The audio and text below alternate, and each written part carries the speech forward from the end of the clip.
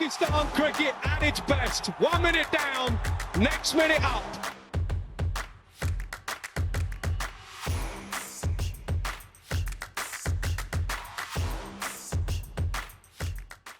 Thank you very much, everybody, for joining me once again. Sad Sadiq here on behalf of PakPassion.net, bringing you another exclusive interview. Absolutely delighted to have this guest today. He can only be described as an Australian great, part of an all-conquering, fantastic Australian team that was enjoyed and, revered all around the world when they played. Outstanding player, great guy. As I say, part of a great Australian side, all-conquering team. He's coached all around the world, coached in Australia, coached in India, coached in county cricket in England, and recently he was the head coach of the Pakistan men's national team, the one and only Jason Gillespie. Dizzy, hope you're well, mate. Oh, thanks, Edge. I'm going fantastic, mate, and I hope all's well for you there in the UK. Yeah, not too bad, mate. It just feels a little bit surreal saying that you're the former Pakistan head coach, mate. Have you sort of digested what actually happened? Look, it is what it is. Obviously, won't go into any details right now with you, mate, out of respect for everyone. Obviously, still working through a few things with the PCB, but at this stage, it's obviously I was planning to be somewhere else at this point in time of the year, but things didn't work out. So look, been spending some time with my family back home here in Adelaide, and which has been great. It was probably unexpected that I was going to have that opportunity to have that quality family time with family and friends.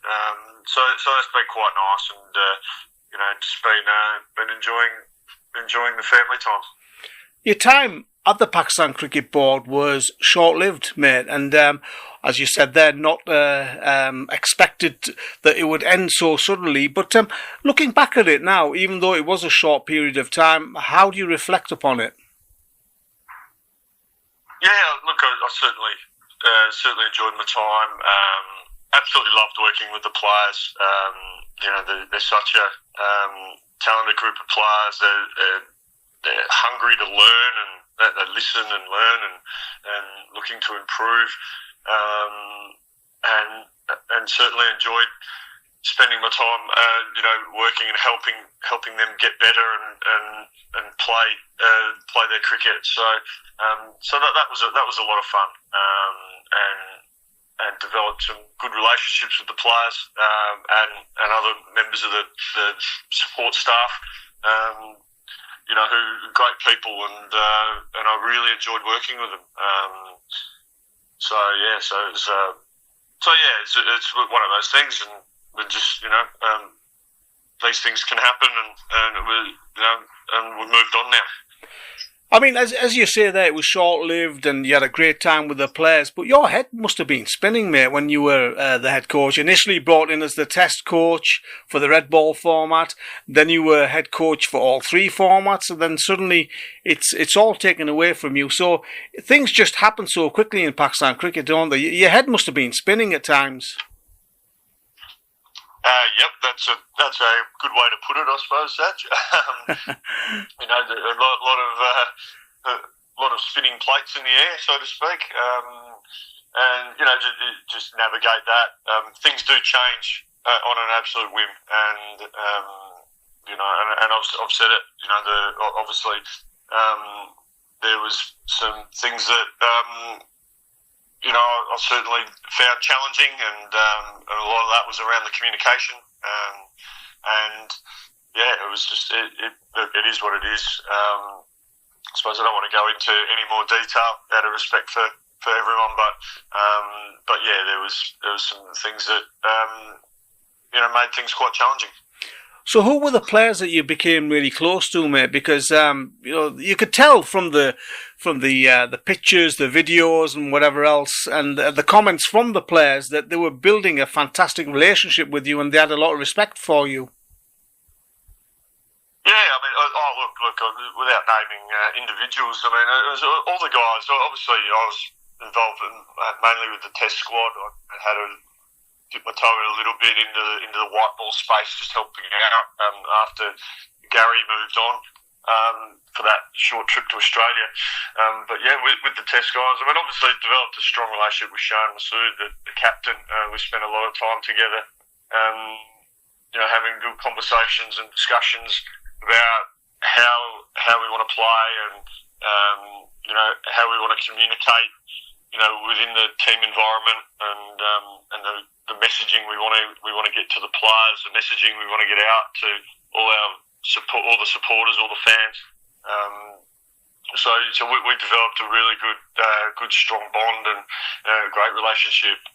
But yeah, all the players I really enjoyed having conversations with them about cricket, about life, and how to help them improve as players and people. And that's what as a head coach, they're the things that you really enjoy. And ultimately you want to leave somewhere in a better place than it was when you arrived. And so that was certainly something I strived for. But yeah, ultimately, I had I was planned to be there for a while. But look, things changed, and it wasn't to be. As things do happen, from what I've seen over the years in Pakistan cricket, things change very quickly at times, and there was zero communication, and that just made things quite difficult. Speaking of Shan, Dizzy, he's under a lot of pressure at the moment. Obviously, he managed to win the England series 2-1 after the excellent comeback at home after losing that first test. Lost 2-0 to Bangladesh, obviously the Australia series, and now he's recently lost 2-0 to South Africa. I say he's lost, but the team's lost under his leadership. What do you make of him as captain, and do you think Pakistan Cricket Board should stick with him for the foreseeable future as Test captain? Look, I do. What I see with Shan, I see someone that has a lot of respect. I think he leads from the front. He won't, he doesn't shy away from challenges. I think his communication skills and his collaborative approach to leadership, I think is second to none. I think it's excellent. I think ultimately, you talked about, the series that the teams have won and have lost. I mean, he's one player.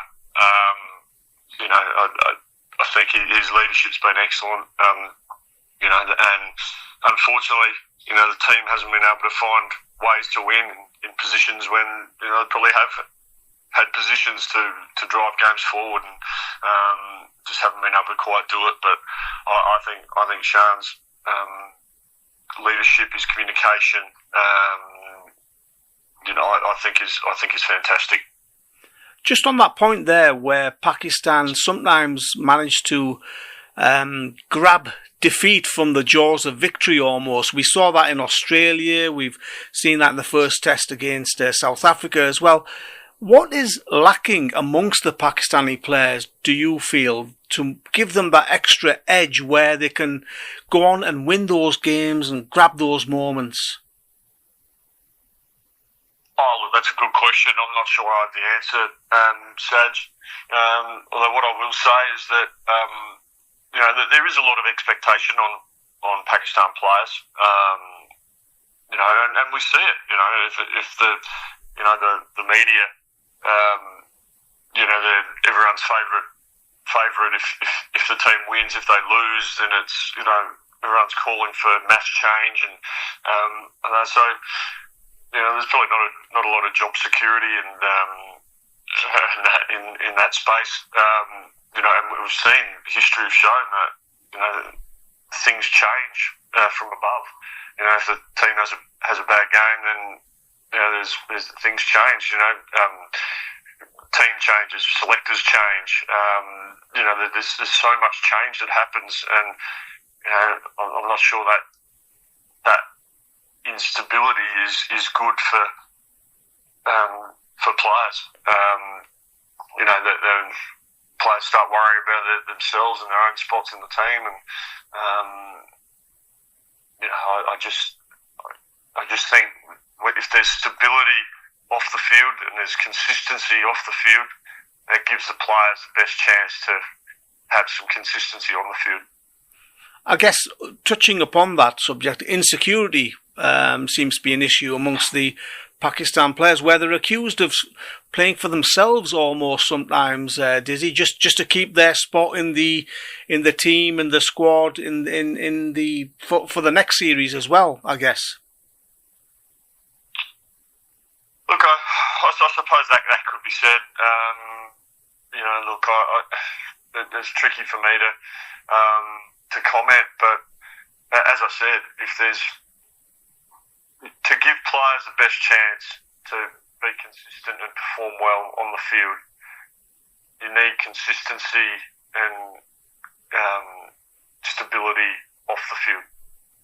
And if there's constant change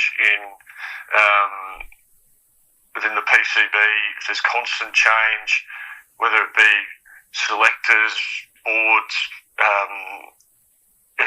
turnaround of coaches, support staff, if there's constant change off the field and constant tinkering with the team, it's hard to get that consistency on the field. We've seen the best teams around the world. What do they have in common? They're consistent off the field, and they're consistent, which gives them the best chance to be consistent on the field. That's all I'll say about that, mate. Yeah. You mentioned about the selectors and selection of players and consistency in selection. You made it clear after you resigned that there was a communication breakdown between the selectors and yourself.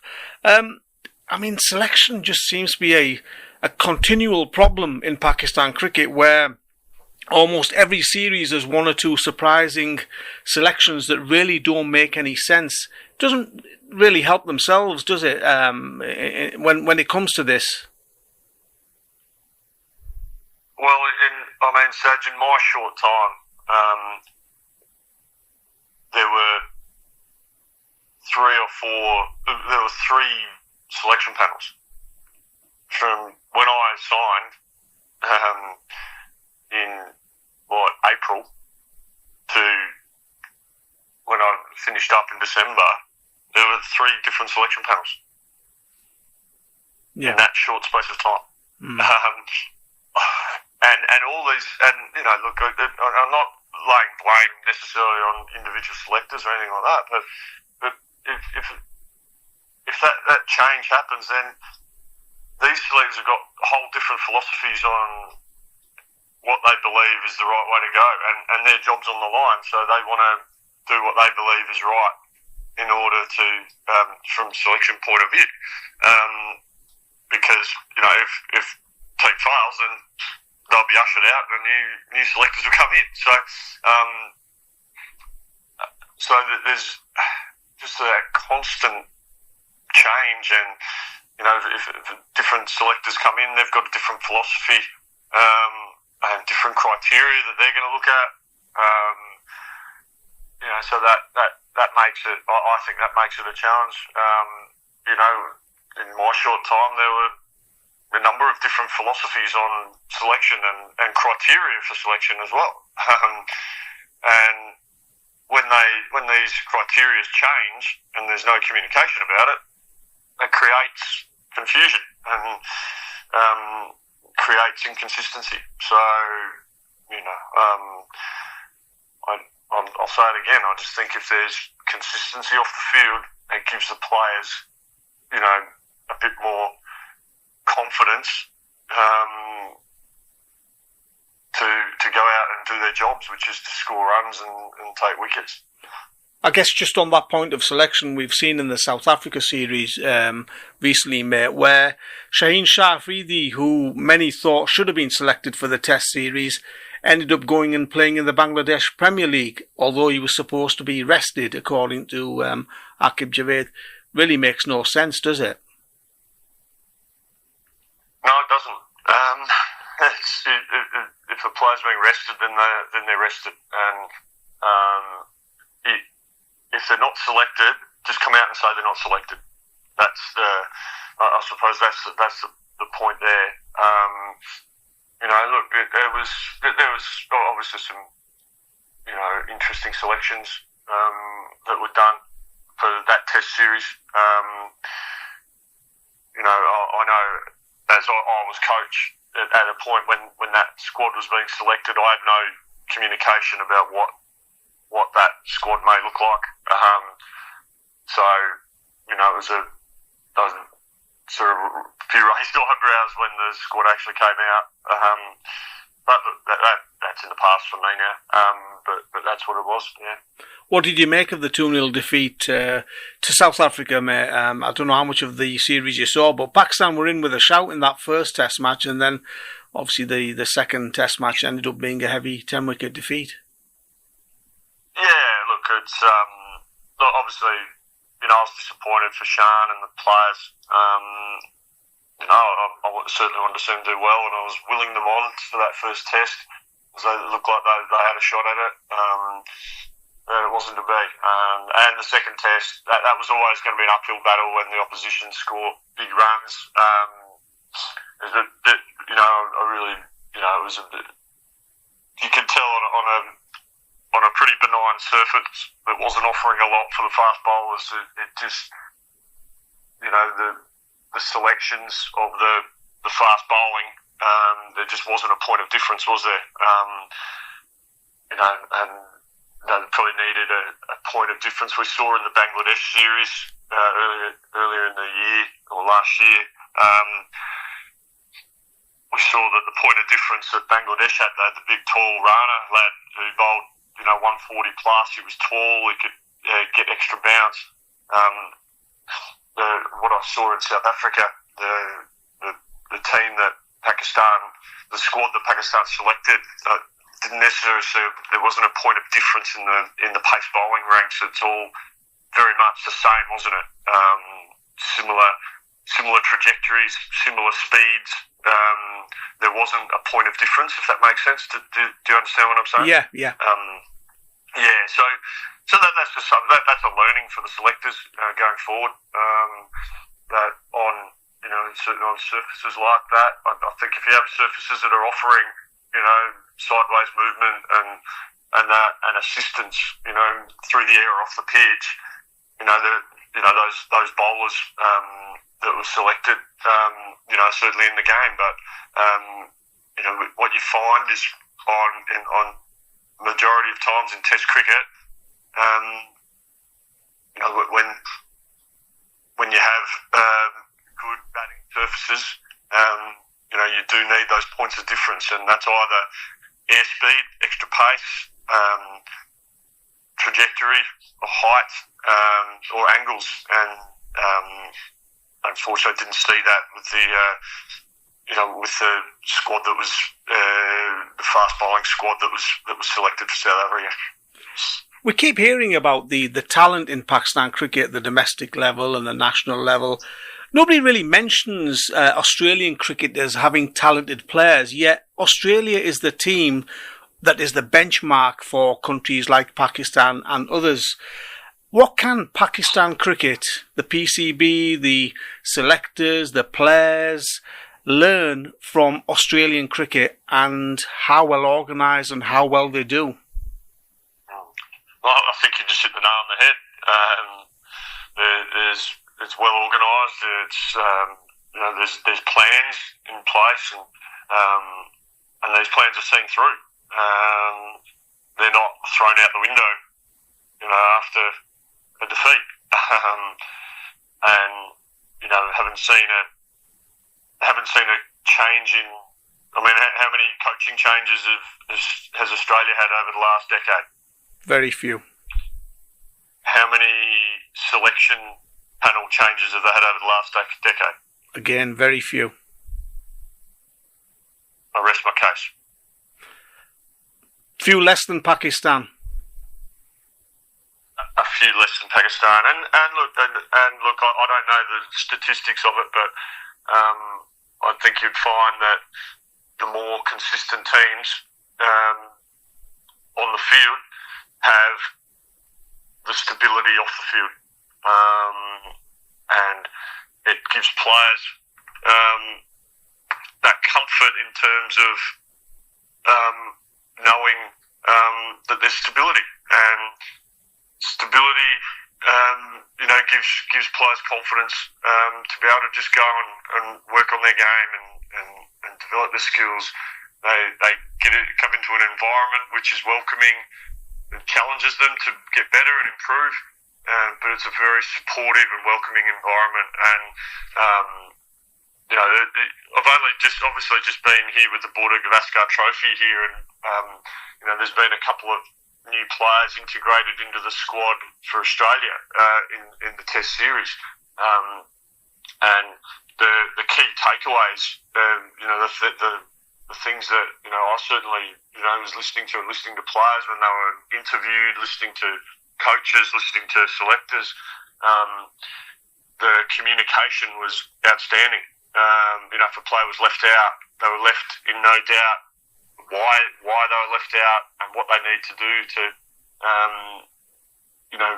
get their way back into the squad. The players that came in were made to feel incredibly welcome and supported.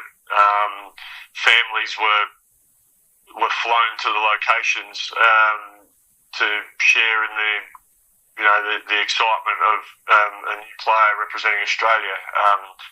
All these little things to give the players the chance, the best chance to perform. And it was great to see that consistency off the field really resonated with me. And it's certainly lessons for countries that probably don't have that consistency. They only have to look at teams that have been doing well over the last decade. What's their infrastructure like? What's their structures like? What's their selection processes? What's their consistency with their coaching staff and support staff? And I think you'll find the teams that are performing more consistently on the world stage are the teams that have that consistency off the field. And finally, mate, I know you're away from cricket at the moment, spending some quality time with the family and working on some non-cricket projects, but I don't think we can keep you away from cricket for too long. What are the plans for the future? A bit of Pakistan Super League maybe in at some point in the future? Oh, that'd be something I'd certainly look at. I don't think I'll be looking to move into a full-time cricket coaching role anytime soon. I'm certainly looking at some short-term opportunities. Pakistan Super League would be something that I'd be very interested in. I've seen from afar for many years what a great competition it is, and I'd be interested to be part of that in some capacity. I'm off this weekend, doing a couple of weeks. The Australia A, like Cricket Australia 11, are playing England Lions in a couple of 4-day games. So I'm just going to be there and support and help be an assistant there and help the coaches, and just be around for a couple of weeks and work with some players, which would be a lot of fun. But yeah, other than that, I'm just doing some other stuff. At home, a little bit of radio work, which I'm really enjoying, and yeah, so that's kind of where I'm at the moment, mate. Well, I really appreciate your time, Dizzy. I know it's very sad, certainly for many Pakistani cricket followers, not to see you as the head coach at the moment. I think it's a sad loss for Pakistan cricket that you're no longer in the role, but I really do wish you all the best for the future, as do many other cricket lovers around the world. No, thanks, Serge, and I appreciate the kind words. And look, I just all I wish is for the Pakistan team to thrive and do really well. I'm a Pakistan cricket fan. Got to know a lot of people within Pakistan cricket and become really good friends with them. And I just want to see the team be successful. So I wish the team all the very best and look forward to seeing them do well going forward. Cheers, thank you.